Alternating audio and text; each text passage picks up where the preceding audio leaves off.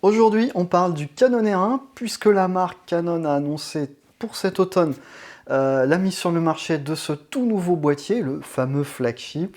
Eh bien, je vous dis tout juste après l'intro.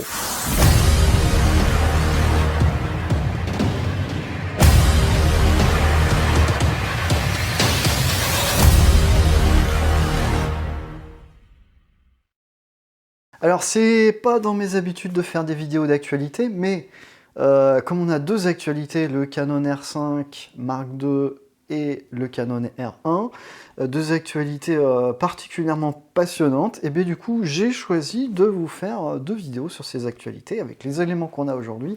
C'est-à-dire qu'évidemment on n'a pas les boîtiers en main, mais néanmoins il y a beaucoup de choses à dire, des choses intéressantes à commenter et des questions à se poser si justement vous voulez faire un investissement dans un boîtier, on va dire high-tech.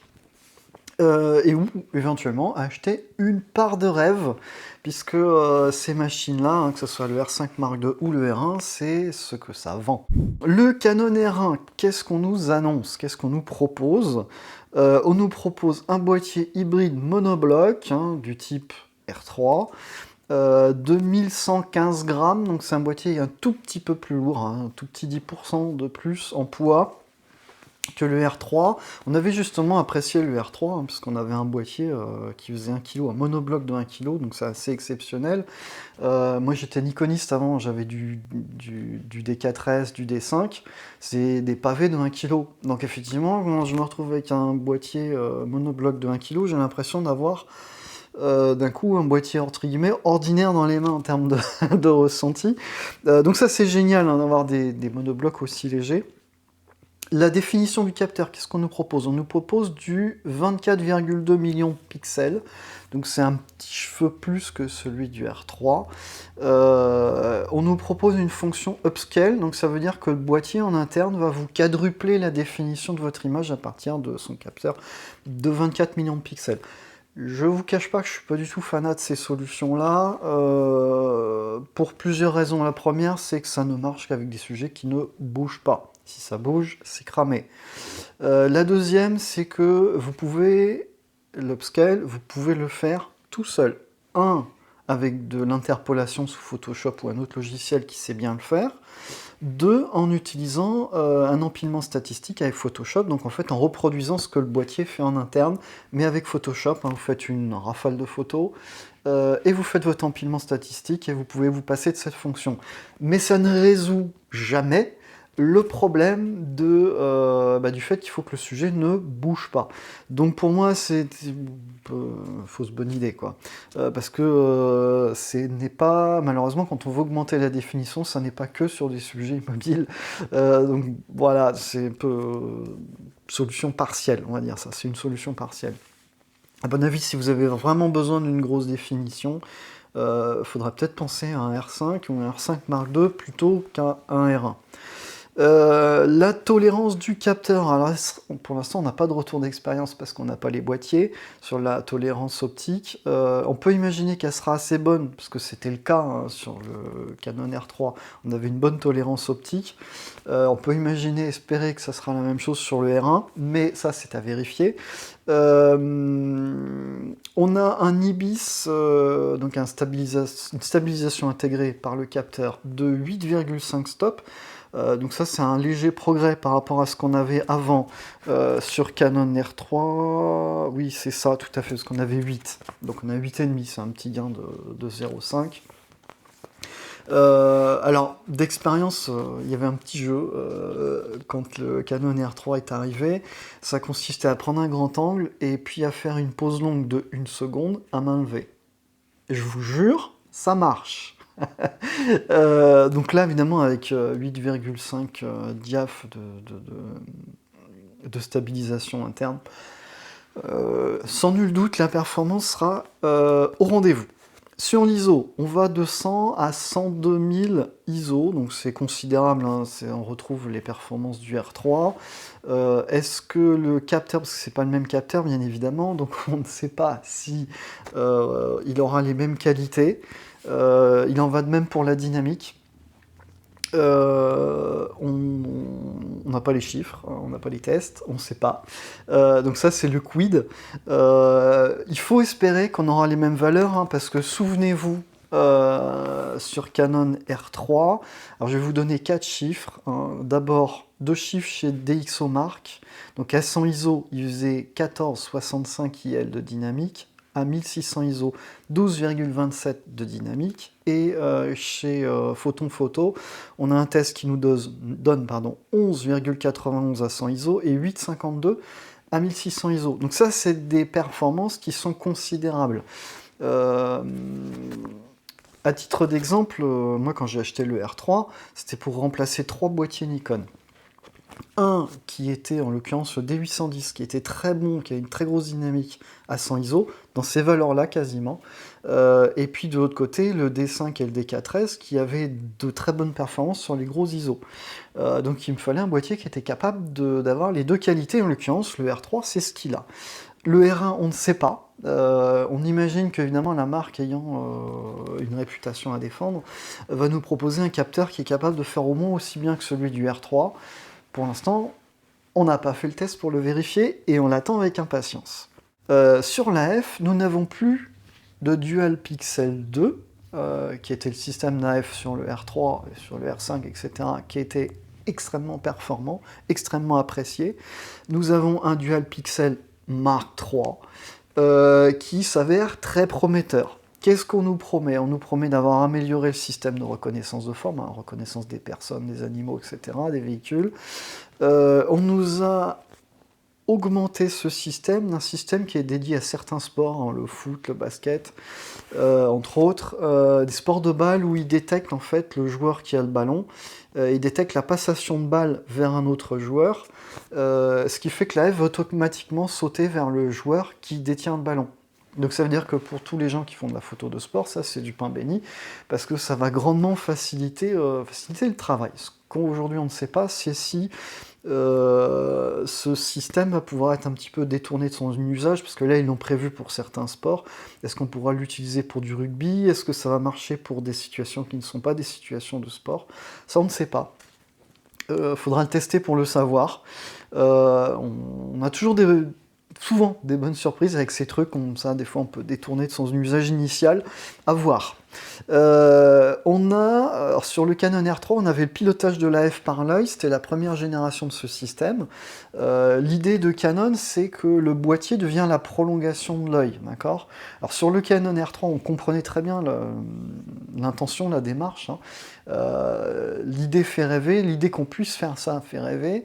Néanmoins, sur R3, c'était pas suffisamment au point. C'est-à-dire, par exemple, si vous étiez sur un terrain de foot, par exemple, vous êtes un côté du terrain, vous avez 2 défenseurs qui vous tournent le dos, et puis entre les deux, en perspective, en face, vous avez un attaquant balle au pied qui arrive. Et vous voulez évidemment faire la photo de l'attaquant entre les 2 défenseurs qui va peut-être se faire capter, hein, ça va faire une photo un peu frémissante.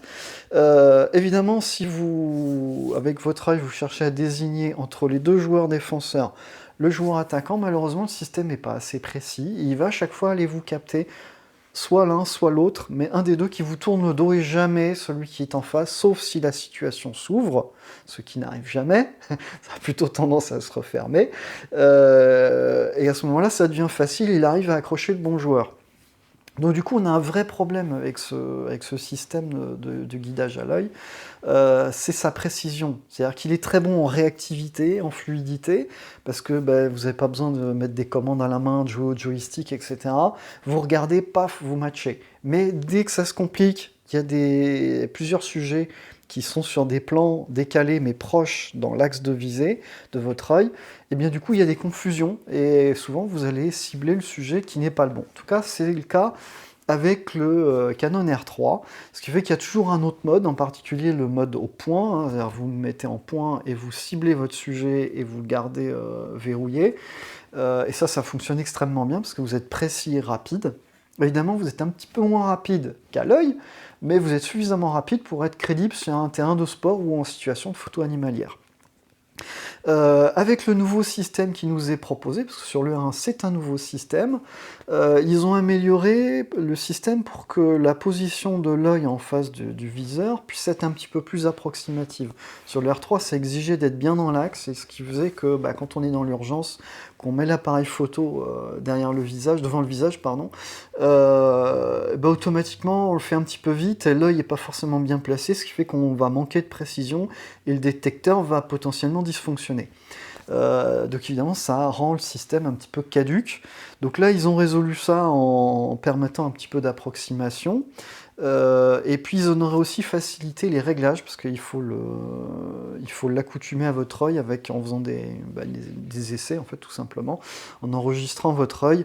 Et ça c'était un petit peu fastidieux, et ça, il y avait facilement des échecs aussi, hein. On pouvait mal le régler, si je puis dire, et du coup ça ne fonctionnait pas correctement. Donc sur le R1 et le R5 Mark II, Canon aurait résolu ça. Moi j'attends de pouvoir le tester pour voir ce qu'il en est. Moi c'est une technologie dans laquelle je crois à fond, même si sur R3 la première génération n'est pas suffisamment performante pour être vraiment bien. J'y crois parce que le boîtier qui devient la prolongation de l'œil, ça donne quelque chose de naturel à la visée AF, un naturel que vous n'avez sur aucune autre machine. Et puis d'autre part, pour moi, une telle innovation a besoin de 3 générations d'évolution pour que les ingénieurs puissent profiter du retour d'expérience. Là, on en est à la 2e génération, à mon avis, ça va être assez beau. Mais voilà, faut attendre et peut-être que je serai démenti, peut-être que dès la 2e génération, Canon aura trouvé la martingale pour que ce système soit réellement la prolongation des yeux. Vous avez une fonction sur le R1 qui va intéresser potentiellement les gens qui font de l'événementiel, du mariage par exemple. C'est le pré-enregistrement de certains visages, de façon à ce que quand vous visez un groupe de personnes, l'autofocus aille directement sur les personnes qui sont pré-enregistrées. Alors on l'avait sur le R3, on va l'avoir maintenant sur le R5 Mark II, sur le R1. Moi je suis partagé sur cette solution. Pour l'instant je ne l'ai même pas testé sur R3, on va être honnête. Ce qui me fait un petit peu peur, c'est l'idée que quand vous avez un événement, effectivement, vous allez vous intéresser au clou du spectacle, hein. Par exemple les 2 mariés, vous allez les shooter, mais vous n'allez pas vous intéresser qu'à eux. Vous allez vous intéresser aux enfants, vous allez vous intéresser aux parents, vous allez vous intéresser aux amis, etc. Vous allez photographier un petit peu tout le monde, et ça veut dire que si systématiquement votre AF va aller se mettre sur la mariée, parce qu'elle est numéro 1 dans la hiérarchie des personnes que vous avez pré-enregistrées, à chaque fois votre AF va vous perturber parce qu'il va vous emmener sur le sujet qui n'est pas votre sujet. Pareil sur un terrain de foot, hein, vous avez mis Mbappé, et puis finalement c'est les autres que vous shootez, parce que ce jour-là c'est eux qui sont en forme, et Mbappé est sur le banc de touche. Il y a un truc, alors sûrement que ça doit pouvoir apporter quelque chose, il faudra que je le teste, mais je suis partagé sur ce système-là. Sur la Rafale, parce que là les boîtiers sont toujours très attendus sur la Rafale, le Canon R1 va vous apporter une Rafale mécanique à 12 images secondes, ça c'est le standard, qui est très bien, et une Rafale électronique à 40 images secondes. Faut savoir que sur le R3 on était à 30 images secondes, on avait un mode pour passer à 195 images secondes, mais sur un quart de seconde seulement. J'ai toujours pas trouvé à quoi ça sert. 180, bref, passons. Moi je suis resté au méca 12 images secondes, je vous le confesse, voilà. Je suis pas adepte à l'électronique. Même si pris par la nécessité, certainement que je le ferai, mais je suis pas adepte aujourd'hui. Là, on peut aller jusqu'à 40 images par seconde, c'est absolument considérable, hein. Moi, quand j'étais Nikoniste, je faisais de la photo animalière, je faisais de la libellule en vol, je le faisais en méca, bien évidemment, parce que j'avais des réflexes, à 12 images secondes. Il y a largement ce qu'il faut. Évidemment, si on double la cadence pour de la libellule, on va se donner des opportunités en plus, mais il n'y a pas besoin d'aller dépasser des valeurs 30-40 images secondes. Donc là, quand je vois un boîtier qui nous propose 40 images secondes, que sur mon R3, j'ai jamais utilisé les 30 images secondes, vous aurez ce qu'il faut si vous prenez un Canon R1. On va dire ça comme ça. Par contre, il y a une fonction très intéressante que vous n'avez pas sur les boîtiers de la génération antérieure, c'est la pré-capture. La pré-capture, c'est quand vous êtes en mode rafale, vous déclenchez, parce que par exemple, vous avez un oiseau qui est posé sur une manche, vous voulez le capter quand il se jette de la branche au décollage, et donc vous attendez patiemment, et quand il frémit d'un bout de lait, clac, vous déclenchez, et là, c'est toujours trop tard. Parce que malheureusement, si vous voyez frémir le mouvement, le temps que votre doigt réagisse, paf, l'oiseau est déjà lancé. Donc, ça ne marche pas. Avec la pré-capture, vous avez la demi-seconde qui précède, et là, vous êtes sûr que vous avez l'attitude de décollage de votre oiseau. Ça va intéresser les gens qui font du sport, hein, au moment du coup d'envoi, par exemple, d'une course à pied. Paf, vous avez la pré-capture de la demi-seconde qui précède les lancements des coureurs. Donc, vous pouvez récupérer des attitudes que vous allez avoir du mal à avoir autrement. Ou alors en utilisant des systèmes de détection, qui sont d'ailleurs utilisés régulièrement en photo animalière, pour de la libellule par exemple, où certains préfèrent, plutôt que le travail à main levée comme je le faisais moi, utiliser des barrières infrarouges. Quand l'animal traverse la barrière infrarouge, ça déclenche. Donc la pré-capture, ça c'est une des fonctions, ça c'est peut-être la fonction que je regrette de ne pas avoir sur Canon R3. Je sais pas pourquoi, une petite mise à jour, il n'y a pas moyen. Je dis ça gratos. Bref. La vidéo, et oui, parce qu'aujourd'hui, les boîtiers photo sont très attendus, évidemment, sur le mode vidéo. Il y a une espèce d'interprétation qui court aujourd'hui sur la gamme hybride photo, entre guillemets, qu'on aurait tellement dopé en termes de capacité vidéo avec les deux boîtiers qui viennent de sortir, d'être annoncés en tout cas par Canon. L'idée, c'est de dire, comme ils ont absorbé les technologies de la gamme ciné, ils vont faire disparaître la gamme ciné. Moi, j'y crois pas. Pas parce qu'on n'est pas capable de mettre dans un hybride des capacités vidéo extrêmement élevées, mais parce que les gens qui font du court-métrage, du cinéma, etc., n'ont pas du tout les mêmes ergonomies de travail, les mêmes exigences que nous, et ils ont besoin de machines qui ont une autre ergonomie que la nôtre. Donc ça veut dire qu'on va pas faire une caméra de cinéma avec un Canon R1. Ça, c'est pas possible. Par contre, le Canon R1, avec de très grosses performances vidéo, va pouvoir apporter une possibilité différente, une possibilité supplémentaire sur un tournage. Et là, en l'occurrence, qu'est-ce qu'on nous propose pour tourner soit du cinéma, soit de la presta, entre guillemets, ordinaire, sur des mariages, etc. Donc on a de la 4K 60, 6K, pardon, 60 images par seconde, ce qui est très honorable. Il y a des caméras de cinéma, en particulier chez Arri, qui est le leader de la caméra de cinéma. Il faut savoir que aucune de leurs caméras de cinéma, à 100 000 € pièce, n'est dotée de la résolution 6K. Aucune. Vous avez de la 4K+, hein, 4,5K, etc., mais vous n'avez pas de 6K. Donc là, quand vous avez un hybride qui fait de la 6K 60, en définition, vous êtes déjà au-delà de ce qu'on propose sur une caméra de cinéma. Fin de la parenthèse. Si je poursuis la parenthèse, c'est juste pour signaler qu'en France, les tournages cinéma, on commence tout juste à faire de la 4K. Avant, jusqu'à il y a peu, on n'en faisait pas, parce que c'est un surcoût, parce que ça posait énormément de contraintes, et qu'il n'y avait pas la demande. Donc nous, aller faire du mariage, etc., du reportage avec de la 6K ou de la 4K, on est déjà en avance. Les youtubeurs qui font de la 4K, parce que YouTube valorise mieux les contenus 4K, en réalité on est en avance sur le monde du cinéma français. Pas sur le monde du cinéma américain, parce qu'il y a longtemps que voilà, ils aiment les gros chiffres, donc voilà, ils sont déjà à la 4K, mais nous en France on n'y est pas. Bref, donc 6K 60 sur le Canon R1, 4K 120 sur le Canon R1, Full HD 240 images par seconde, donc tout ça c'est très respectable en résolution. Vous avez du gamma logarithmique, donc du C-Log 1, C-Log 3, et vous avez le C-Log 2 qui vient d'arriver. C-Log 2 qui était le gamma logarithmique de la gamme Ciné, qui est plus exigeant qualitativement parlant que le 1 et le 3, donc ça c'est une bonne nouvelle, parce que ça met à égalité la gamme hybride avec la gamme Ciné par rapport à ça. Évidemment vous avez de l'IPB de la LI, enfin du All-Intra, pardon. Vous avez du ProRes.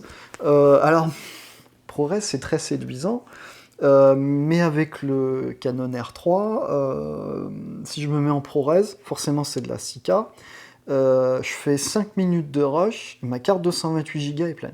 Donc ça veut dire que quand vous travaillez avec ce type de fichier qui est qualitativement extrêmement exigeant, hein, on va pas se mentir, c'est du 12 bits hein, en échantillonnage colorimétrique, hein, là où le gamma logarithmique est en 10 bits, ce qui est déjà très bien. Le poids des fichiers est tel que vous allez quasiment être obligé de travailler sur de l'enregistrement externe sur disque dur, donc c'est plus du tout la même mise en œuvre. On est beaucoup plus difficilement run and gun, hein, parce que vous êtes un équipement plus lourd. Donc, ce qui fait l'intérêt d'un hybride, pour moi, justement, c'est le run and gun, c'est le côté facile à mettre en œuvre. C'est le côté aussi, le photographe qui a besoin de faire une vidéo, de se dépanner, parce qu'on lui a demandé dans la prestation d'inclure une vidéo, qui n'est pas forcément voilà, un cadreur de ce plateau de cinéma va avoir besoin effectivement d'un boîtier très performant qui fait la F tout seul, etc., ce qui n'est pas le cas d'une caméra de cinéma.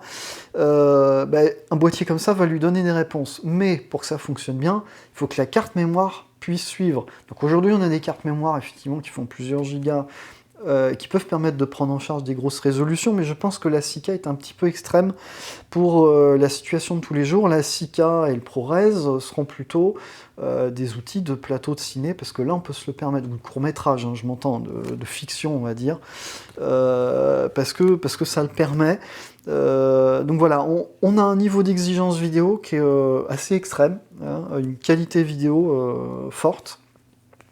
De là à tuer la gamme ciné, moi j'y crois pas.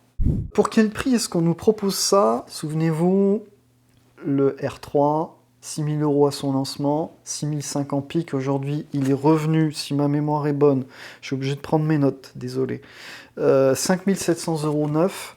Donc le R1 nous est proposé à roulement de tambour, 7 500 €. C'est considérable, c'est inattendu, enfin, on va en reparler. C'est les prix auxquels étaient les monoblocs avant. Hein. 7 500 €, c'était les prix à l'époque des réflexes. Donc on revient à ces prix-là. Pour rien vous cacher, moi j'étais un peu étonné quand le Nikon Z9 et le Canon R3 sont sortis, à peu près de façon synchrone, que ces boîtiers soient proposés à 6000 balles. J'étais un petit peu étonné, vu la conjoncture. J'étais un peu étonné que ça ne soit pas proposé à 7000 €. Donc là, on revient à 7500 €. À mon avis, on revient dans les prix qui correspondent à cette gamme-là. Néanmoins, ça va amener une question. La question que ça a amené, c'est ce Canon R1, est-ce qu'il ne ressemble pas à un R3 Mark II? Et à ce moment-là, est-ce que en face d'un R3 qui va devenir un produit d'occasion, un très beau produit d'occasion, et un R1, est-ce qu'on n'a peut-être pas intérêt à rester sur du R3? La question est ouverte.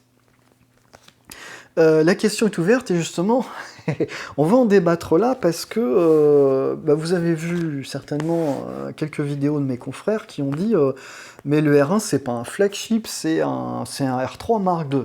Si on considère la fiche technique, effectivement, le R1 est clairement une évolution substantielle, il faut quand même le rappeler, une évolution substantielle du R3. C'est-à-dire qu'on a beaucoup de choses qui évoluent positivement, même s'il y a des choses qu'il faudra qu'on vérifie avec des tests, en particulier la dynamique, la montée en ISO, le pilotage par l'œil, qu'on le vérifie un petit peu jusqu'à quel point est-ce que c'est aussi bien ou mieux que ce que donnait le R3. Donc effectivement, il y a une évolution substantielle, mais on se disait, tiens, est-ce que Canon va pas vouloir taper fort avec son R1 et faire une espèce de monstre geek, vous voyez, un truc où il y aurait eu, je sais pas, du global shutter, il y aurait eu un capteur avec une définition absolument démentielle, etc., etc. C'est pas ce qu'on a. On a un truc qui est une évolution du R3 et qui laisse penser que le R3 finalement était une sorte de préfiguration du R1, peut-être pour tester les technologies, les valider et puis tester la stratégie commerciale auprès de la clientèle. Ce qu'il faut comprendre pour ces gammes boîtiers monoblocs, chez Canon en particulier, c'est que qui fait le cahier des charges? En réalité, ce qui fait le cahier des charges d'un boîtier comme ça, ce sont les agences de presse, parce que ce sont des boîtiers destinés à une clientèle professionnelle et une clientèle de journalistes. Donc, les performances qu'on retrouve dans ces boîtiers, ça correspond à des problématiques de journalistes. Ils ne sont pas spécialement geeks, ils n'en ont rien à faire des 45 millions de pixels, etc. C'est pas ça le sujet. Le sujet, c'est qu'ils ont besoin d'un truc propre, qui part direct en rédac. Et ça, on l'a avec des 16, 20, 24 millions de pixels, on n'a pas besoin de beaucoup plus. Donc c'est pour ça qu'on a un R1 finalement qui n'est qu'une évolution du R3. Donc pour ça, quand on dit ça n'est pas un flagship, moi j'ai envie de dire qu'est-ce que c'est qu'un flagship, déjà pour commencer. Et puis peut-être que le boîtier, il faut le voir non pas en fonction d'une sorte de hiérarchie qui finalement est assez hypothétique, mais peut-être plus par rapport à un usage, vous voyez. Parce que là, clairement, le R1, il est ciblé pour un usage particulier qui est le reportage. Et de mon point de vue, ça en fait un compromis pragmatique. C'est-à-dire que, comme il est fait pour convenir à toutes les situations, qu'il a un niveau de performance qui est quand même extrêmement élevé, c'est un boîtier que vous pouvez utiliser sur n'importe quel usage. L'animalier, ça va, le sport, ça va, le portrait, ça va très bien fonctionner, le paysage, si la dynamique est la même que pour celle du R3, ça va être génial, la photo d'archi, ça va être génial, on peut faire du pack shoot, on n'a pas besoin de plus de définition que ça. On peut tout faire. On peut tout faire avec le R1, avec un niveau d'exigence extrêmement élevé. Alors, peu importe qu'on l'appelle flagship ou pas,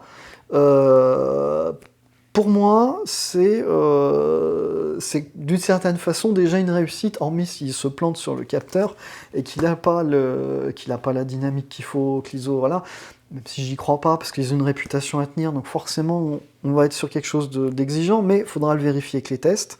Maintenant, le vrai sujet, c'est en face du Canon R3, qu'est-ce que vous allez préférer? Le R3, rappelons-le, le R3, on a un boîtier un petit peu plus léger, la même définition, la même montée en ISO. Il avait fait ses preuves sur la dynamique. L'AF était extrêmement bon, d'accord? Il y avait le pilotage à l'œil, mais ça, vous pouvez vous en passer. Il avait une très bonne cadence de rafale. Petit bémol, on n'a pas la précapture et les mises à jour ne l'ont jamais proposé jusqu'à présent. Très honnêtement, j'ai des doutes sur le fait qu'une mise à jour nous apporte la précapture sur le R3. Moi, j'adorerais, mais voilà. Sur le R3, vous avez par contre une fonction qui est génialissime, c'est l'assistance au filet. Hein, quand vous faites un suivi sur une moto, par exemple en compétition, vous laissez filer l'arrière-plan, vous avez la motonette. Donc ça nécessitait une certaine expérience. Sur le R3, vous avez un système d'assistance qui vous permet de le faire en n'ayant aucune expérience, aucune technique, et en faisant les choses un peu n'importe comment. C'est l'assistance au filet pour les nuls, vous voyez, et vous réussissez votre filet en étant nul. C'est l'expérience que j'ai faite, hein. Moi j'ai jamais fait de filet, je m'y étais jamais intéressé à cette technique, je fais pas de photos de sport. Donc j'ai testé sur mon Canon R3 et bien, ça fonctionne super bien, voilà. Quelqu'un qui ne sait pas faire, mais en réalité, il sait faire. Le Canon R3 avait de très bonnes performances en vidéo, hein. On avait de la 6K60, 4K 120, Full HD 240, on a du C-Log 1, C-Log 3, on a du ProRes, on a de l'All-Intra, on a de l'IPB compressé, on a tout ce qu'il faut. Bon. Seul petit bémol sur le R3, c'est que la 6K, c'est forcément du ProRes. On ne peut pas l'avoir en IPB, on peut pas. Les ingénieurs, ils ont dû switcher dans leur tête, ils ne se sont pas dit à un moment donné qu'on pouvait avoir besoin de la définition, mais pas forcément de cette qualité d'image-là. Ne serait-ce que par exemple, si vous êtes youtubeur et vous voulez faire un vertigo, un effet vertigo, vous voulez garder la définition 4K, donc ça veut dire qu'il faut tourner avec une définition un peu plus élevée. Mais ça vaut peut-être pas le coup de tourner en ProRes, donc à ce moment-là, vous allez tourner en IPB ou en ALI éventuellement, mais c'est pas disponible dans le Canon R3, voilà. Vous auriez un Canon R5, vous pouvez le faire. Bon, peu importe. Donc, pourquoi le R3 va être intéressant? Parce que ses performances techniques sont extrêmement élevées. En occasion, 4300 €, et à mon avis, ça va très vite légèrement baisser, peut-être jusqu'à 4000 € dans les prochains mois. Donc ça va en faire une occasion extrêmement intéressante. En neuf, il est à 5700 €, il va peut-être un petit peu baisser, il y aura peut-être des promos pour liquider les fonds de stock. Donc ça veut dire que pour moi, le R3 va devenir un très très bon investissement. En face d'un R1 à 7500 balles, même si voilà, je comprends honnêtement la démarche commerciale de le mettre à 7500 €, mais ça commence à piquer, ça va donner du poids à d'autres boîtiers, hein, donc soit le R3, soit le R5, soit le R5 Mark II, hein, qui, rappelons-le, est proposé à 4800 €.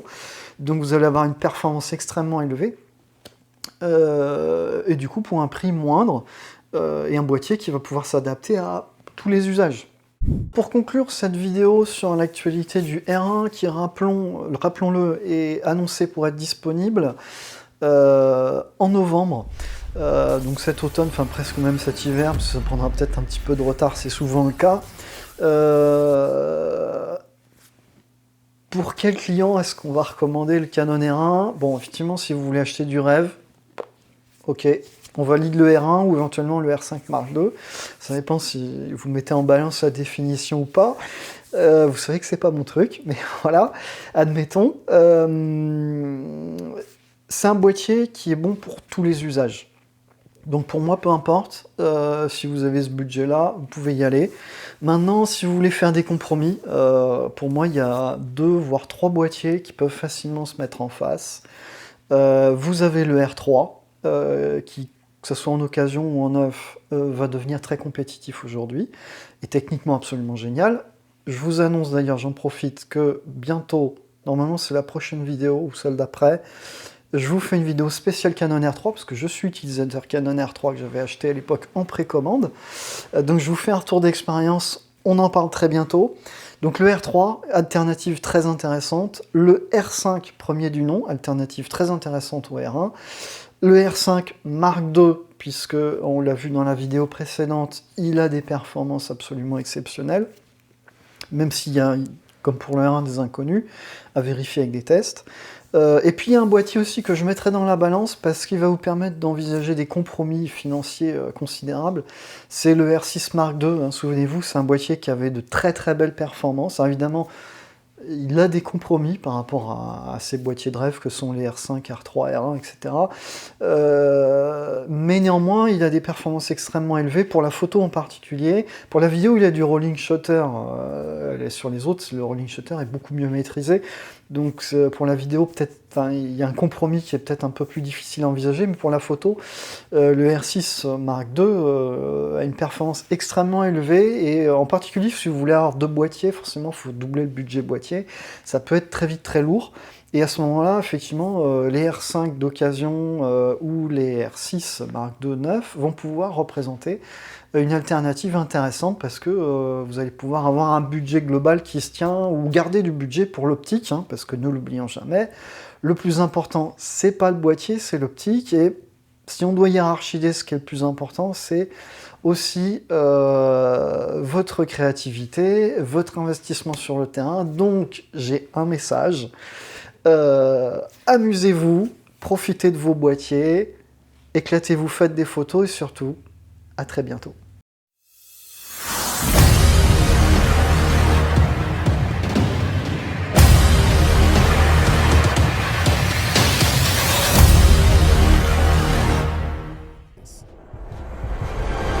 You need an iconic camera. It's a mindset to see the bigger picture and hone in on the detail. That's gone in the blink of an eye. See the shot before it happens. Stop time.